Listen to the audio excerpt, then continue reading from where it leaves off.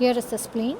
This is the superior border which has notch, and this is the intermediate border where you have the hilum, and this is the inferior border, and this is the anterior end which is broader, and this is the posterior end which is narrow. And here the impressions: anterior end which is broader and it is laterally, this is laterally placed towards the mid axillary line. Okay, medial end is medially placed towards the midline.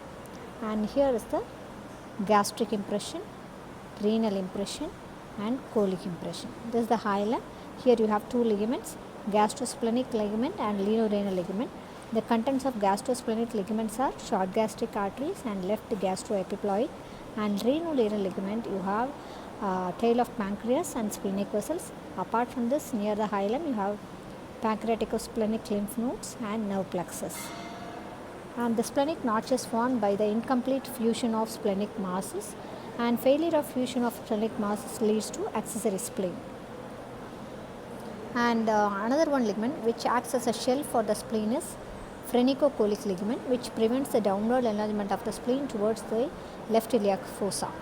And here is the diaphragmatic surface which corresponds to three ribs,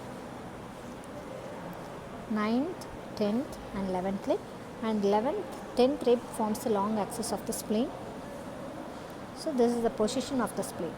So keep it, this end should be medially placed and this end should be laterally placed. All the three fingers should be placed behind. Look at this, all the three fingers should be placed behind. Okay, this is how you have to position the spleen. Don't position it like the anterior end medially placed. This is wrong. Okay, so this is correct.